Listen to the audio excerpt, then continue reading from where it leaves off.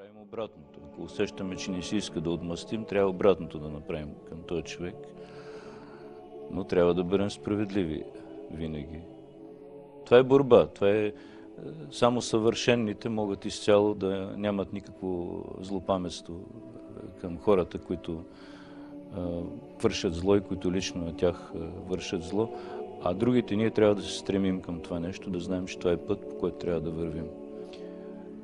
Архиерея, човек, който има власт, е изключително важно да умее да прощава, защото както той може на много хора да направи добро, така и такъв човек, ако не прощава, а тъй зло, със своята власт, която има, може на много хора да направи живота много горчив. И въобще монаха трябва да е пример за другите хора, как трябва да се прощава. Друг е въпросът, че да простиш не означава даден човек да не го накажеш, ако се налага. Един баща също, той обича детето си. Не таи към него злоба и злопаметство, но не винаги му прощава всичко така, а много пъти му дава някакъв урок с цел той втория път, друг път да не повтори това, което е направил. Господи, Господи, погледни от небето и виж, и посети това лозе, и го утвърди, което насъди Твоята десница. Казвате, архиерея, началника трябва да бъде пример, дори и когато наказва. Напоследък, през последната година ви се случиха доста примеждия на вас. Да. И Гложене имам предвид най-вече този печален случай с игумена. Простихте ли на този човек? Вижте, аз трябва да кажа, че нямам към този човек омраза. Понякога ме ядосва с това, което прави, защото ние знаем какво стана. В един момент цяла България гледаше с, така да кажем, възмущение. Все пак той щеше за малко да изгори целия манастир, запали го, стреля по човек. И след това се държи така, че все едно ние сме виновни, а на него му нарушаваме правата. Така. Ние трябваше да дадем урок на този човек, че след като е направил такова зло, той трябва да се покае. Ако той беше дошъл, ако той беше поискал прошка, можеше другояче, може да бъде по-леко наказанието, но когато виждаш, че този човек се опитва с сила да ни накара, да ни сплаши, да не го наказваме, това нещо за мен е недопустимо. Така че ние го наказахме, присъдата е доста сериозна, той е низвергнат, значи това означава, че той не е повече свещеник, няма право да свещенодейства, но това не е най-голямото наказание, най-голямото е отлъчване. Обаче, ако някога през живота той искрено съжали и се покае, това дело може да бъде и преразгледано. Кога човек трябва да дава прошка? Когато му я поискат или постоянно да прощава, независимо от това дали другия срещу него иска или не иска прошката? Знаете ли, тук трябва да има духовна мъдрост. Тоест, лесно е да кажеш на човек, че му прощаваш, ако не ти е поискал прошка. Но ти трябва да си помислиш дали това утре няма да го накара на мисълта, че той може още повече да ти вреди, защото ето пред него стои един човек безформен, т.е. който няма воля, няма... Затова това е въпрос не на прошка, въпрос на духовна мъдрост. И много примери са описани. Обаче духовният човек трябва да знае в този момент, на дадения човек, точно кой от тия примери трябва да използваш. А това лично ти сам трябва да имаш тая мъдрост духовна. Иначе няма такава рецепта. Няма рецепта, която винаги е за всичко и за всички да важи. Както няма универсална рецепта за истинския духовен живот, така няма и рецепта за далеч по-простите неща в живота. Но когато пред теб е архиерей с солиден шофьорски опит, няма как да не се изкушиш да насочиш разговора и към темата, която ни връхлита ежедневно – агресията и прошката на пътя. Човек не може да избяга от себе си никъде, нито по пътищата, нито вкъщи. И какъвто е човек, такъв е и на пътищата. Когато има агресивност, ясно, че в даден момент тя се проявява, особено в някакви критични моменти, то си личи какво вътре има в самия човек.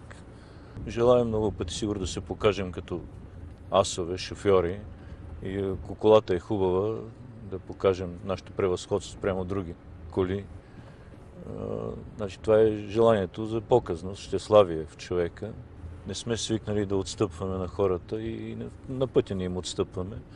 А когато никой не иска да отстъпва, тогава се получават много пъти критични ситуации.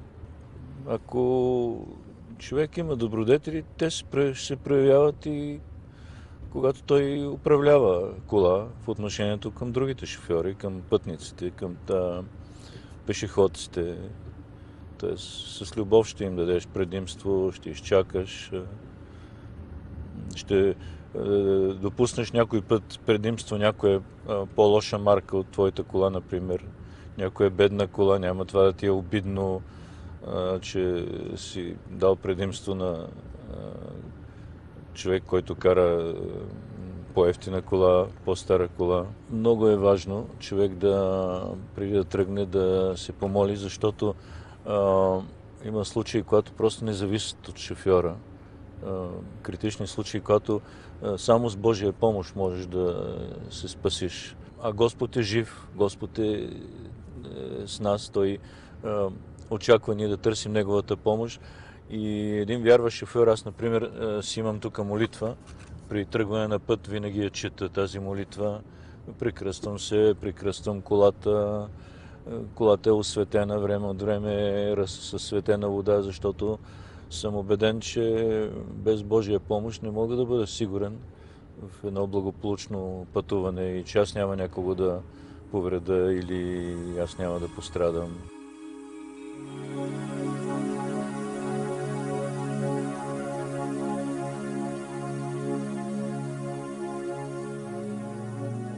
От пътя и нашите човешки слабости тръгваме по пътя на историята. Заедно с митрополит Гаврил вървим към Ловчанската църква Успение Богородично. Там, където през 19 век е служил свещеник Кръстю Никифоров. Останал в нашата история като поп Кръстю, предателят на апостола.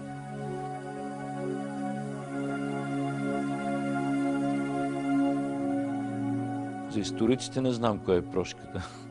За нас прошката е, даже и посмъртно, ако можем да помогнем на този човек, да го направим. Това е прошката.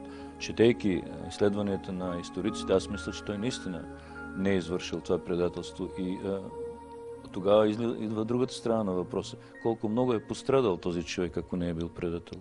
Вие представяте ли си да те обвинят в предателство на такъв велик българин?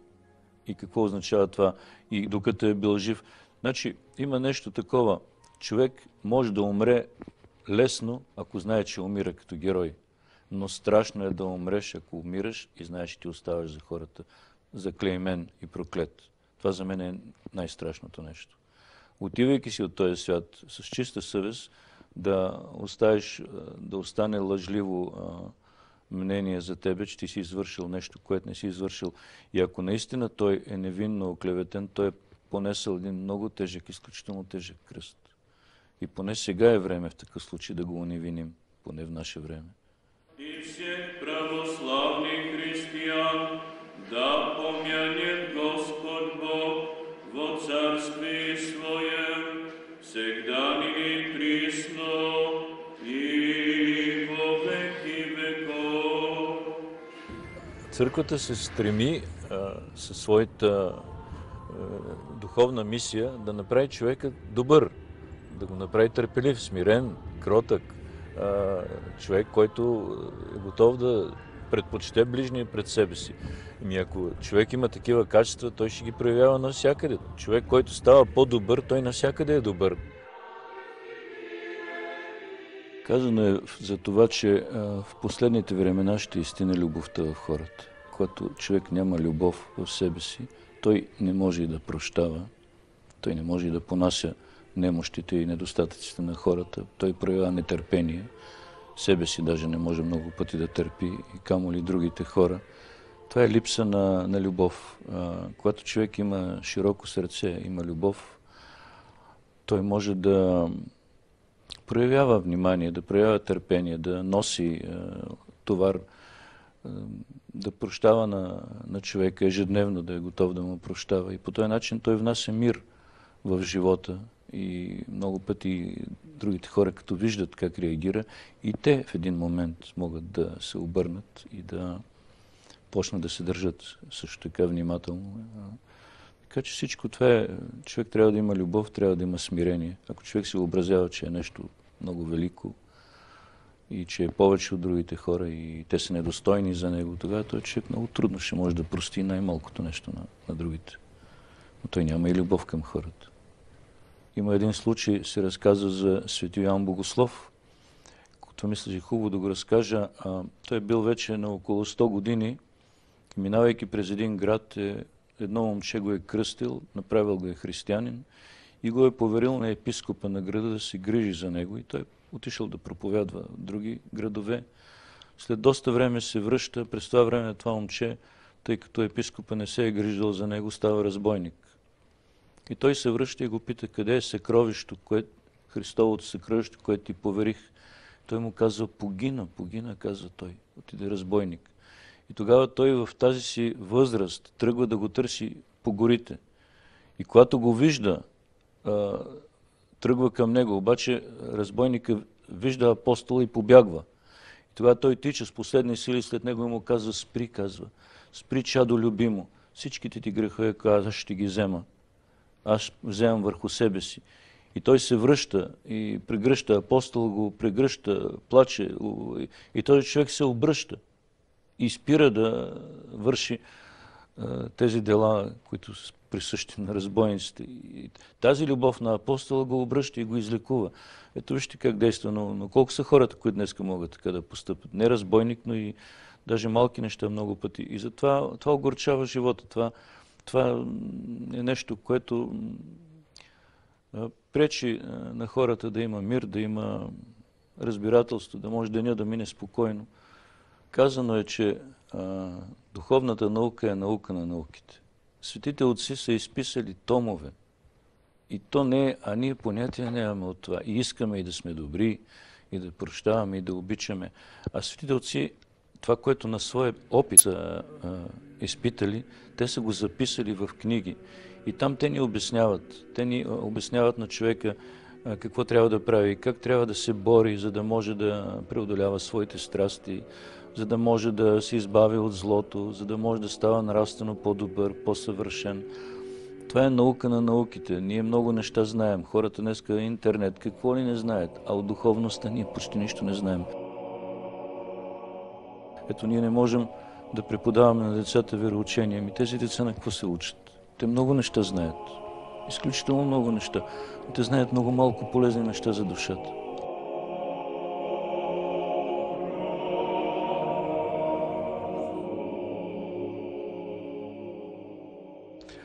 Макар днешният ден да е време за всеопрощение и спокойствие в душите, няма как да подминем конфликта, който вече втори месец бушува в енорията на софийския квартал Горубляне и който следим от няколко предавания. Горубленци излязоха на протест срещу смяната на техния свещеник Петър Петров, който духовно ги обгрижвал близо 15 години.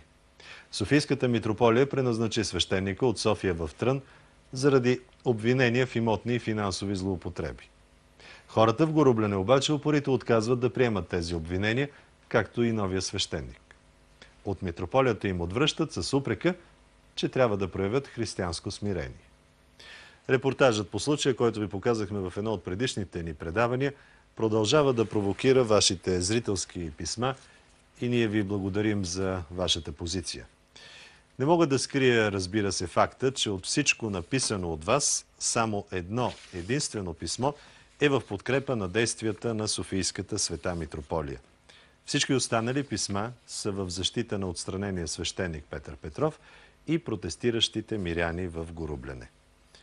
Елмира Велинова, която следи конфликта, ще ни разкаже за най-новите факти от него.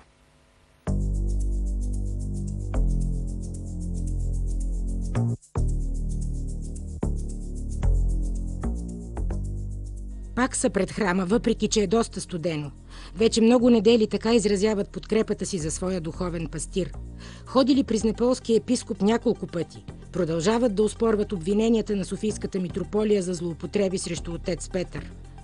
Бяхме на среща при знеполския епископ Йоан. Нахвърляни цифри, които за съжаление не ни предостави никакви документи, за да може да докаже вината на отец Петър. Този разговор е станало на въпрос, че той смята, че църквата е в правото си и църковно-наказателно дело да заведе срещу отец Петър. Да, той каза, че ще прибегне до такова дело, но ние всъщност искаме да ни се предоставят, настояваме на среща, на разговори, да продължим да ни се предоставят документи, а не такива хвърчащи факти. Помолихме го, ето нашите документи, доказателства за какво да го обвинят и отец Петър. Те нямат за какво да го обвинят. На една от срещите с секретара говорих. Той ни каза, че ако продължаваме така да се надигаме, ще дойдат, ще си вземат тук камък, светията, която е тук, и ще закриеме църквата и вече няма да имате църква. Това са думи на секретара. Новото е, че митрополията вече насрочи дата за избори за църковно настоятелство. Това беше едно от основните искания на горублянските миряни. Имаме уточнена дата на 15 март, втората неделя от Великия пост, чест на Свети Григорий Палама, където считаме, че има време достатъчно, това са 3 седмици, за да бъде проведен избора. Горублянци категорично отказаха да приемат назначение на мястото на отец Петър Христо Пудин и той се оттегли. Сега митрополията е издала назначение на нов свещеник, но все още не го е представила в Горублянската енория. Друг е въпросът, че аз не съм сигурен в спокойността и в нормалността на обстановката, която в момента е там. Ако това напрежение, което беше при моето идване, съществува, избор няма да има. Няма да настъпи спокойствие в енорията, докато не се реши проблема с отец Петър. Другото, което знам от хората в Горубляне, е, че те ще ви молят отец Петър да бъде оставен в Горублянския храм като втори свещеник по време на срока на послушанието, на това, което трябва да изтърпи като наказание. Този въпрос за сега стои така, както е решен. Тоест, отец Петър за допускане на груби финансови и административни нарушения му бе наложено наказание преместване от Горублянската енория като втори енорийски свещеник в град Трън. Ако не се стигне до там да върнат отец Петър, как ще продължите? Никой няма да стъпи в черквата. Никой няма да стъпи, докато не... Защо черквата беше пълна и не можехме да влезнем, да свеж да запалим от народ. А сега 5 човека са вътре. Вече само от месец повече. В момента само персонала е вътре. Когато служеше отец Петър, храма беше всяка неделя и всеки празник пълен. Ще действаме до последно. До последно. Нема да мълчим. За да говорим за проява на съответен компромис, много е важно от тук нататък какво ще направи свещеник Петър. Все пак той ще излезе ли от тази енория, ще се отиде ли в Трън, или ще продължи да стои там, да разчита на тези хора и на тяхната подкрепа. Тази седмица знеполският епископ Йоан дори издаде заповед отец Петър и семейството му да освободят свещеническия дом в Горубляне до началото на Великия пост, сиреч утре. И не удържа обещанието си това да стане на пролет, тъй като отецът има 2 малки деца. От своя страна горубленци вече обмислят протест пред самата митрополия. Не мисля, че една част от тези хора, които бяха пред храма, знаеха защо са там. Не мисля, че тези хора са активно църковни хора. Това съм абсолютно сигурен. И считам, че тук става въпрос за една добра, организирана проява. Тия хора са направили черквата. Кой с какво е могъл? С работа, с пари. Не е имало раздори. Аз съм Горубка, кореняк. Аз не съм се местила от Горубяне. От дете ме е водил баща ми, от толкова. Всеки Коледо и всеки Великден съм се кумкавала. И съм Божий човек тук от черквата. Не искам черквата да си предаваме, освен на отец Петър. Петър си иска, бе! Окайте, Петър! Петър! Една енория с стари и силни традиции, Горублянската. Една митрополия, Софийската.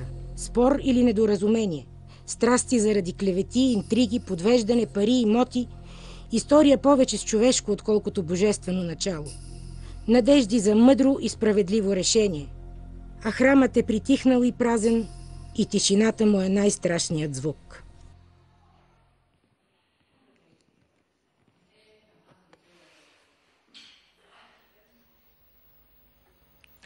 Предаването завършваме отново с размисли за прошката, само че от преди години.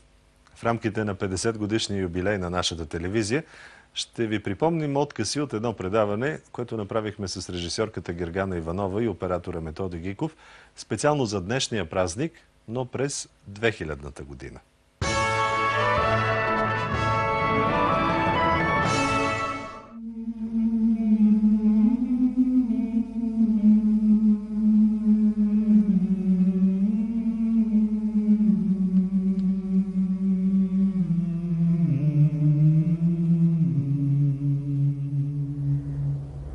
Християнският календар много мъдро свързва прошката с задушница. В цялата седмица, от събота месопусна до неделя сирна, когато е последния ден на прошката, хората се прощават. Те се прощават първо със своите мъртви, с онези, които вече могат да им дадат опрощение само духовно и само вън от битийността.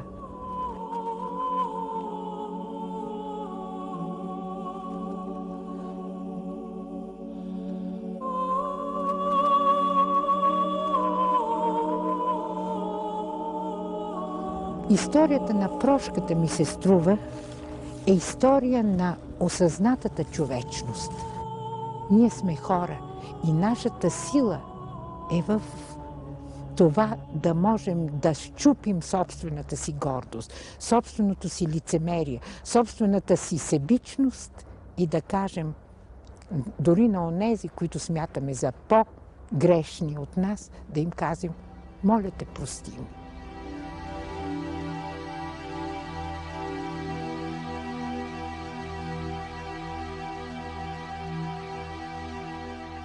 Това е най-голямото величие на християнският морал. Това е тази надсветовна етика, която той ни дава. И по някой път, говорейки я постоянно, изповядвайки я, като ли че не я осъзнаваме в пълнотата на нейния смисъл. Това да обичаш врага си, да простиш дори на врага си. Ето това е божественото. И към това е към което трябва да се стремим. Разбира се, в съвременния свят, може би не само в съвременния, може би въобще в света, откакто човекът е в своето съществувание, това е трудно. Трудно е, защото гордостта, която е така към нас, тъй присъща за човека, като ли че тя е онази, която не ни дава възможността да преклоним глава, да дадем прошката на онзи, който по някакъв начин е сторил на нам или ближните ни толкова много зло. Да опростим всичко това. Прошка, думата прошка в старобългарски се свързва с простити, с прост, което значи прав, което значи също и свободен. Свободен е този, който може да прости, и свободен е този, който получава прошка. И още нещо, има и още едно значение, което бих казала отробно дълбоко, първосигнално дълбоко у нас е залегнало. Прошка значи също така изцерение. Ние изцеряваме душите си чрез прошката и душите на ближните си, защото чрез прошката ние им даваме възможност да се усетят отново хора близки до нас, хора равни на нас.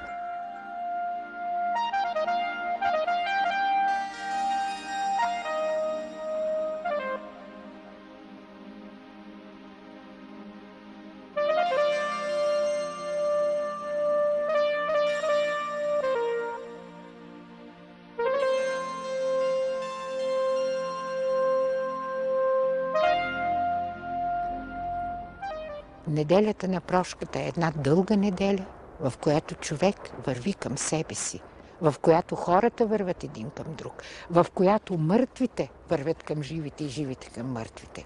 Нека да пазим този обичай, защото това е обичай, който ни прави повече хора. Не, сбърках, повече човеци.